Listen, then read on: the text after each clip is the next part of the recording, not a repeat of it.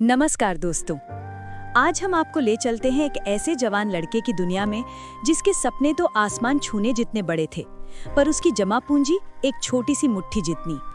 क्या आपको भी लगता है कि बड़े सपने पूरे करने के लिए बड़े साधन चाहिए, या फिर सच्चा जादू कहीं और छिपा होता है? ये कहानी है अर्जुन की, जिसके पास एक ख्वाहिशों की जमीन थी, पर उसे इस्तेमाल करना नहीं आता था। अर्जुन अपनी कॉलेज की फीस भरने और अपने म्यूजिक इक्विपमेंट खरीदने के लिए बहुत चिंता में था।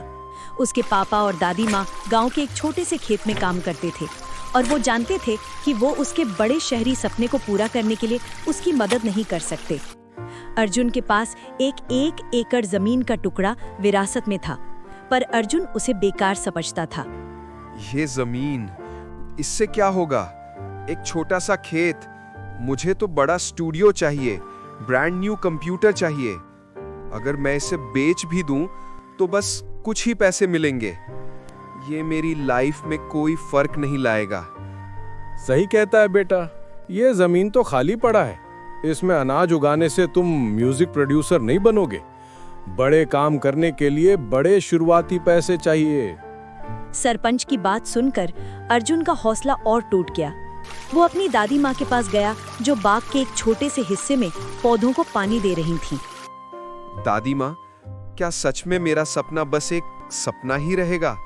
मेरे पास कुछ नहीं है। तुम्हारे पास ख्वाहिशों की जमीन है मेरे बच्चे, और ये सबसे बड़ा जादू है। देखो, मैं इस छोटी सी मुट्ठी भर मिट्टी में एक छोटा दाना डालती हूँ। क्या तुम ये दाना देख सकते हो?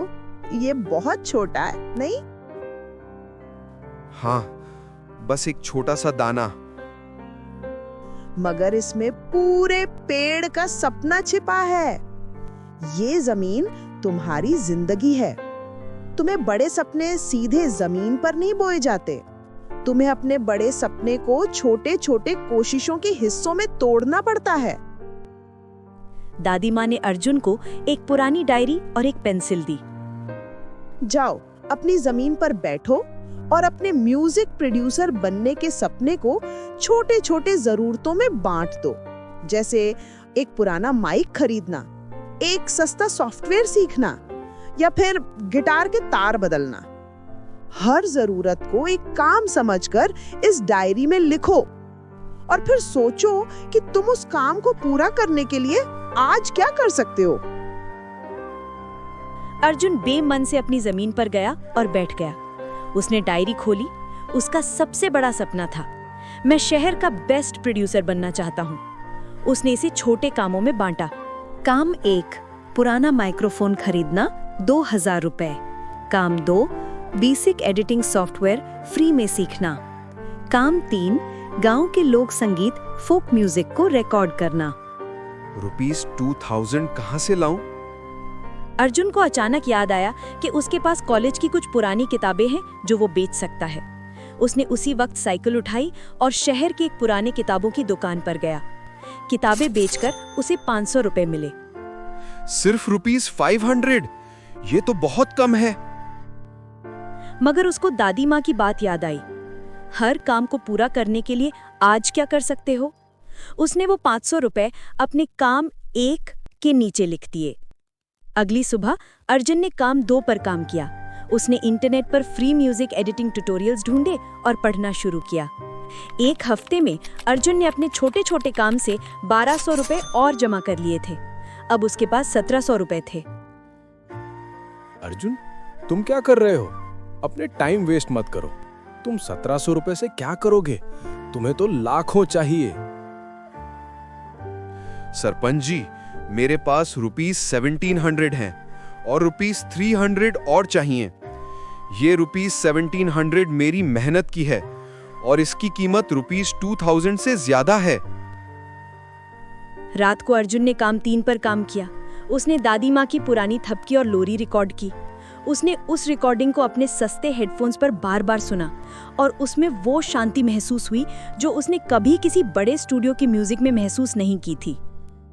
वो राग तो तुम्हारी नाना की थी। बड़ी शांति है उसमें। हाँ दादी माँ, ये मेरी पहली प्रोडक्शन है और इसके लिए सिर्फ ₹300 का एक केबल चाहिए। दादी माँ ने अगले दिन सुबह अर्जुन को 300 रुपए दिए। अर्जुन ने वो केबल खरीदा और उसी दिन वो पुराना माइक्रोफोन भी। अब उसके पास अपना पहला म्यूजिक स्टूडियो था, एक पुराना कंप्यूटर, सस्ता सॉफ्टवेयर और एक पुराना माइक। उसने जमीन पर बैठकर अपनी दादी माँ की उस लोरी को नए ढंग से रिकॉर्ड किया। उसमें गांव की चिड़ियों की आवाज और नदी के बहते पानी का संगीत जोड़ा। 3 महीने बाद अर्जुन उसी गांव की जमीन पर बैठा था। उसकी दादी माँ की लोरी इंटरनेट पर वायरल हो चुकी थी। शहर के कई बड़े प्रोड्यूसर्स ने उसे सुना और अर्जुन को मिलने का ऑफर दिया। उसके पास अब सिर्फ 300 रुपए नहीं बल्कि 30,000 रुपए थे जो उसने उस लोरी से कमाए थे। तुमने तो जादू कर दिया। इतने बड़े शहर के प्रोड्यूसर्स ने तुम्हें बुलाया। सरपंच जी, ये जादू मेरे सपने से नहीं हुआ, ये जादू इस ख्वाहिशों की जमीन से हुआ। मैंने सिर्फ छोटे छोटे काम किए, उन्हें मेहनत और सब्र से पूरा किया और उन्हीं छोटे कामों से इतना बड़ा नतीजा निकल आया। सही कहा मेरे बच्चे, बड़े सपने सिर्फ सोचने से पूरे नहीं होते, वो छोटी शुरुआत और रोज की कोशिश से बड़े होते हैं। तुम्हारी ख्वाहिशों की जमीन हमेशा तुम्हारे पास रहेगी। तो दोस्तों, अर्जुन ने ये सीख लिया कि सफलता का मूल आपकी जेब में नहीं, आपकी कोशिश में होता है। अगर आपके पास बड़े सपने हैं तो उन्हें छोटे छोटे कामों में बांट दो और हर रोज अपने ख्वाहिशों की जमीन को आगे बढ़ाओ। आपकी हर छोटी कोशिश आगे चलकर जरूर एक बड़ा फल देगी। आपको ये कहानी कैसी लगी हमें कमेंट्स में जरूर बताइए। क्या आपके पास भी कोई ख्वाहिशों की जमीन है? अगर हाँ, तो इस वीडियो को लाइक करें और उस दोस्त के साथ शेयर करें जिसे ये सुनने की जरूरत है। हमारे चैनल को सब्सक्राइब करना ना भूलें ताकि आप आगे की जादुई कहानियां मिस ना करें। मिलते हैं अगले हफ्ते।